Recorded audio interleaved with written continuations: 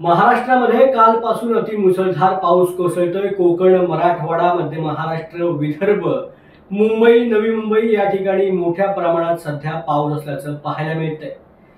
पावसाच्या पाण्यामुळे जनजीवन देखील विस्कळीत झालंय। कोकणासह विविध भागांमध्ये आता पूरजन्य परिस्थिती देखील निर्माण झाल्याचं पाहायला मिळतंय। कोकणामधील अनेक नद्यांनी रौद्ररूप धारण केलं आहे। कोकणासह मुंबई, नवी मुंबईमध्ये पावसाची काय परिस्थिती आहे याचाच पाहूया हा स्पेशल रिपोर्ट।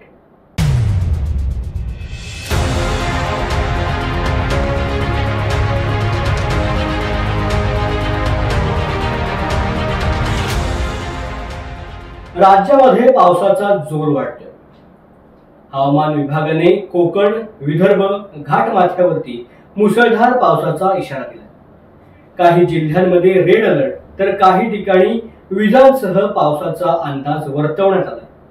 भारतीय हवामान विभागाने दिलेल्या माहितीनुसार राज्यभर पावसाचा जोर वाढणार असून काही जिल्ह्यांमध्ये अतिवृष्टीसह पूर परिस्थिती उद्भवण्याची शक्यता देखील वर्तवण्यात आली। कोकण, मध्य महाराष्ट्र, मराठवाडा आणि विदर्भ या चारही विभागांमध्ये पावसाचे स्वरूप तीव्र होणार असल्याचा अंदाज हवामान विभागाने वर्तवला आहे। कोकणामधील रायगड, रत्नागिरी आणि सिंधुदुर्ग जिल्ह्यांमध्ये मुसळधार ते अतिमुसळधार पाऊस सध्या कोसळतोय। त्यामुळे त्या ठिकाणी रेड अलर्ट जाहीर करण्यात आलाय। त्यामुळे काही भागांमध्ये चक्रीवादळ देखील होण्याची शक्यता हवामान खात्याने वर्तवली। आपण ही जी दृश्य बघतोय ती रत्नागिरी जिल्ह्यातील आणि रायगड जिल्ह्यामधील दृश्य आहे। त्याचबरोबर ठाणे, नवी मुंबई या ठिकाणची ही दृश्य आहे। आपण रत्नागिरी जिल्ह्यामध्ये पहिल्यांदा जाऊया। रत्नागिरी जिल्ह्यामध्ये सध्या मुसळधार पावसाने कालपासून हजेरी लावली। रत्नागिरी तालुक्यातील बाव नदीला देखील रौद्ररूप आल्याचं पाहायला मिळतंय। तर रत्नागिरीमधील संगमेश्वर तालुक्याला देखील मुसळधार पावसाने अक्षरशः झोडपून काढले। त्यामुळे तेथील नदी नाले ओसंडून वाहू लागले। शास्त्री पूल, कसबा भागामधील साकवावरून देखील पाणी वाहू लागले। नद्यांच्या पाणी पातळीत मोठ्या प्रमाणात वाढ झाली।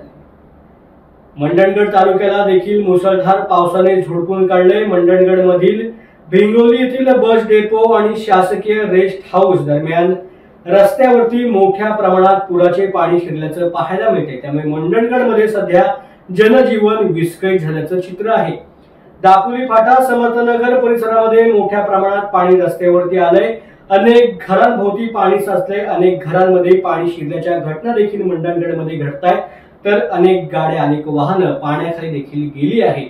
वाहन चालकांना पाण्यातूनच आता मार्ग काढावा लागतोय।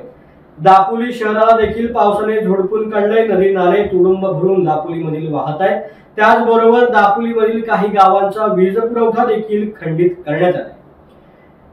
दापोलीसह आता लांजा तालुक्यामधील अंजनारी पुलावरून देखील आता मोठ्या प्रमाणात पुराचं पाणी वाहू लागलंय आणि त्याच पुलाजवळ असलेल्या दत्त मंदिर परिसरामध्ये पुराचं पाणी शिरलंय। काळजी नदी ही प्रवाहित झाल्याचं देखील पाहायला मिळतंय।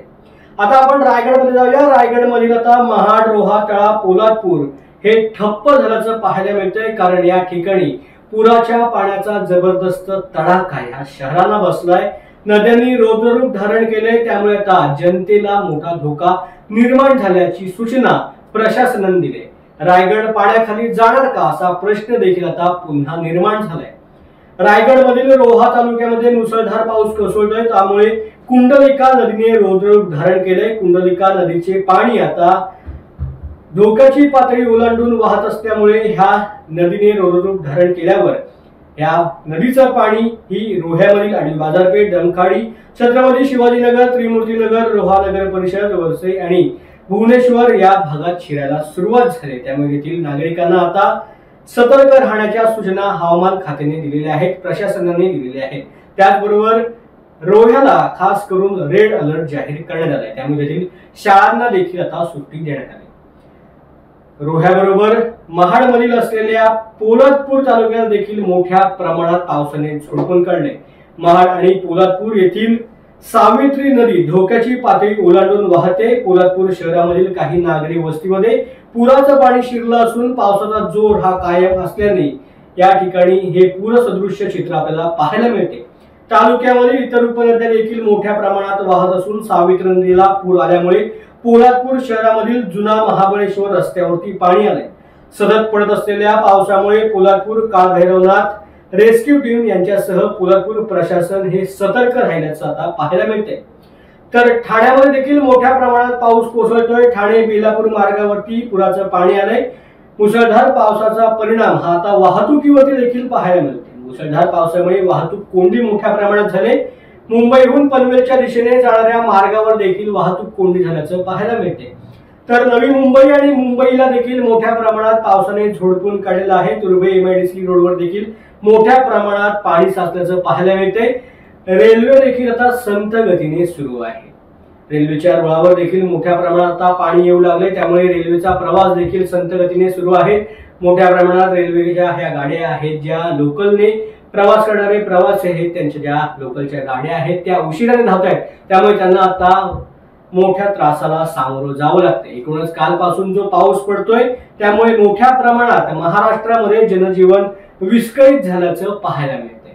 मात्र हा पाऊस असाच राहिला तर पूरजन्य परिस्थिती विविध भागामध्ये निर्माण होऊ शकते। त्यामुळे आता नागरिकांनी, खास करून नदीकाठच्या नागरिकांनी सतर्क राहण्याच्या आणि सुरक्षित राहण्याच्या सूचना प्रशासनाने दिल्या आहेत।